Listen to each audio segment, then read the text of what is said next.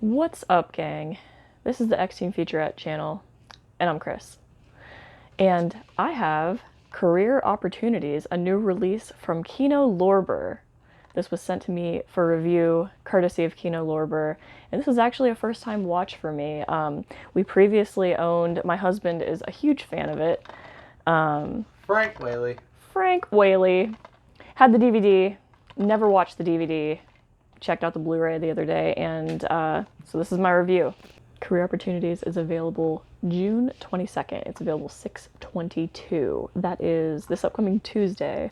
You can buy it on Kino Lorber's site. You can buy it from Amazon. I will link to where you can buy it down below. So Career Opportunities was released in 1991. It was written by the legendary John Hughes, directed by Brian Gordon. We have, obviously from the artwork, we have Frank Whaley, Jennifer Connelly, John Candy makes an appearance, William Forsythe. There's a very interesting cast. The special features on the Kino Lorber Blu-ray include audio commentary by Chicago Critics Film Festival producer Eric Childress, which was amazing. I listened to it, and he has a lot of great information, very knowledgeable guy. So highly suggest the commentary on here. And the theatrical trailer. There's some other trailers for other movies, which I checked out a few and they looked pretty neat. But the trailer for Career Opportunities, I hadn't watched it until after seeing the movie. And it was interesting because I did a little research on this, just on the intro web. And I saw some things where people were saying that John Hughes was not really happy with the way that this movie, with the theatrical cut of the movie, and I don't know if there was a separate director's cut that never came to fruition, but you know, like many of his movies that he wrote, he wasn't really happy with the theatrical cut that we ended up with. So what I noticed was in the trailer there was a couple lines or a couple little snippets of scenes that didn't make it to this cut, which was interesting. The trailer was just pretty much like every early 90s trailer. Pretty interesting because it had a lot of montages, and the entire movie has a lot of montages. So if you have not seen this, which I feel like I'm the only person that hasn't seen this, it's very well loved. I feel like it's underappreciated, like kind of a hidden gem, but I also feel like a lot of people have a lot of love for this movie. So it was a I would say it's an instant classic. It's very nostalgic. If you don't know, the majority of the movie takes place in a Target, which was very interesting. It was a Target in Georgia that they found it. And listening to the commentary, they wanted to have like an Anytown, USA type of feel, which I always love. I always, and honestly, I thought that a lot of this was filmed in. I looked at it and I'm like, oh, this has to be in California. And then on further inspection, I was like, I don't know, it's kind of iffy. But yeah, I guess it was filmed in Georgia. It definitely has. It's not like a small town type of vibe, but almost. It could be any suburban town. Jim is 21. He still lives at home with his parents, and he cannot hold a job because he's just. It seems like that's because of his fantastic, alternate reality that he lives in. So that was part of this movie that was very interesting. Jim's father was a character that was really confusing. Like, it seemed like there was like something deeper there. He was at a service station, gas station, and that's how we meet Jennifer Connelly's character, Josie. She rolls up in this fancy car, and you immediately hear that like 80s sort of guitar riff, like signifying that, hey, we're about to introduce a babe to the scene. So that was pretty much her signature, was that guitar riff. It was very fitting. So there was, a moment of him trying to act like a cool guy. Very interesting scene. So that's how we're introduced to them. The next time we see her is whenever she's having like a really awkward moment with her father. And actually, on the commentary, they had a very interesting theory about that. I won't spoil that, but whenever you pick this up, check out the commentary and see what this guy's theory is as to Josie and her father. It's pretty interesting. I think that he makes a lot of good points there. So a lot of really complicated relationships, even though there's not really much dialogue or much, we haven't learned much about the characters yet, but they're still pretty deep. So Jim, you know, he's on his last straw. He needs to get a job fast. So his dad takes him to Target, says, "Hey, you got to get a job. You got to get out of my house." And so John Candy is the store manager. That was a hilarious scene. Very, very cool character. Very believable character. You know, what a great actor. But so that was a cool interaction. And then basically the rest of the movie is pretty much Frank Whaley and Jennifer Connelly being locked in a Target together all night because he's supposed to be cleaning. She was having like some existential crisis in the fitting rooms and fell asleep and accidentally got locked in the store, or maybe accidentally on purpose. It's not really clear. There's just a lot of great montages where Frank Whaley is, you know, having fun in the store after hours, like, you know, kind of doing his job, but then also just, and having worked in retail, I'm like, okay, firstly, this is the type of stuff that you like fantasize about during the day to like get through your job. And secondly, the next thought that I had was, okay, this is like an inventory nightmare. Like, you know, he's like opening all kinds of stuff and using all kinds of product. I'm like, okay, well, he would get fired. So, you know, pretty sure that he would be on rough terms with his dad after this night of work. But anyway, it's just nothing but montages of him, you know, having these like really ridiculous, him trying to entertain himself in the middle of the night because he's like isolated in this store, and almost every single one of them ends with him crashing into some intricate display of product.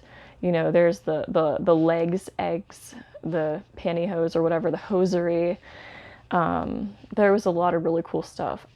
I'm not gonna lie, like my favorite part of the movie was checking out all of the early 90s stuff on the store shelves. I didn't have Target in my town, but you know, until like a little later in the scene, a couple of years later.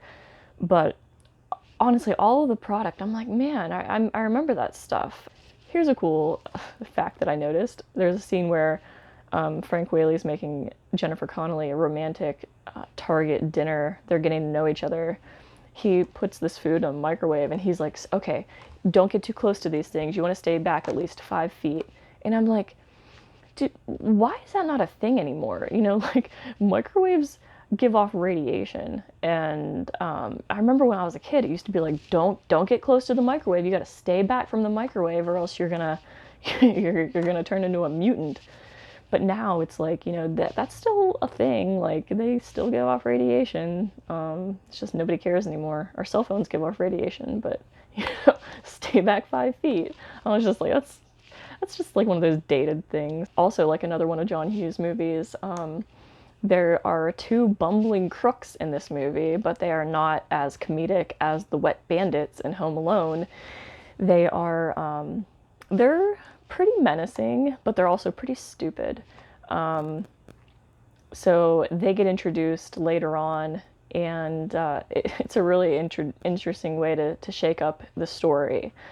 All in all, you know, I'm not gonna spoil anything, but it was a very fun watch, I would say. So another thing that I realized whenever I was reading about this movie is, you know, the scene with Jennifer Connelly riding the Target little coin-operated horse, or, you know, where she's roller skating and bending over in her tiny tank top. This film relied a lot on her anatomy. So I feel like that was one of the main things that was marketed in the trailer, in the artwork. I mean, some other things I noted. William Forsythe was the night, I guess, like supervisor or whatever that locked Frank Whaley in the Target. His character was so accurate. I worked at a couple different retail places when I was younger, but especially Sam's, where they had like the overnight stock crew. Like, we would be closing the store and the overnight stock crew would come in, and I was like, these people are like otherworldly. Like they live in some parallel universe to ours, and they did not interact with us, and they were like always angry and like kind of standoffish, and I'm like, this guy, like William Forsythe's character, is spot on. So that was really, really weird to see. Another thing I noted was Jennifer Connelly was giving nothing but like really like kind of like bedroom eyes to Frank Whaley the whole time.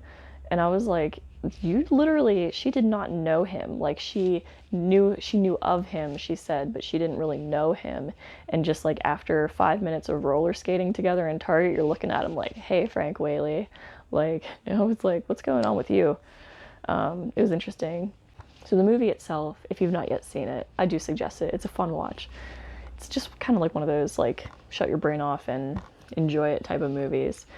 As far as the Kino Blu-ray, like I said, we did have the DVD previously. I popped in after I watched the Kino Blu-ray. I watched the DVD just to see, because my husband, who loves this movie, was like, oh man, I hope the Blu-ray looks really good because the DVD looks like a VHS tape.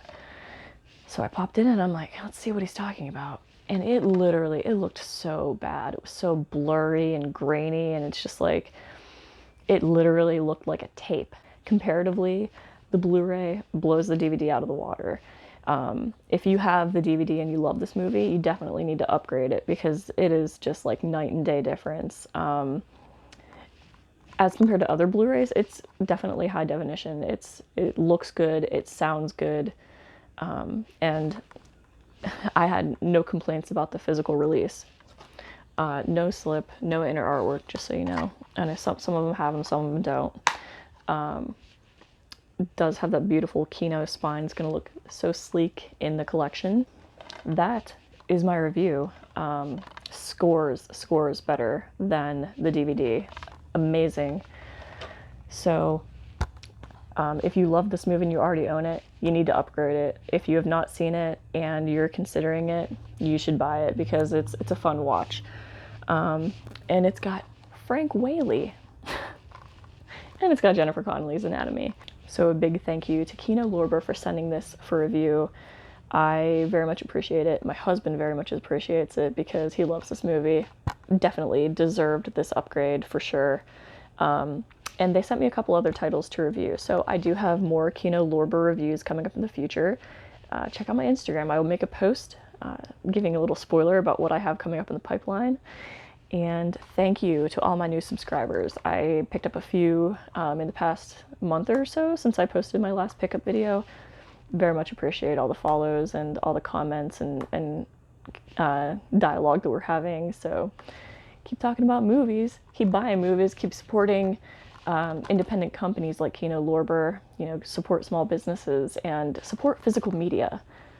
You know, we gotta keep it alive. The collectors have to keep physical media alive, so patronize these guys, give them your money. So, but thank you. If you have, I know everybody has something to say about this movie, so leave a comment, you know, where you do that, and I'll have more videos in the future. I hope you guys come back and watch them. See you later.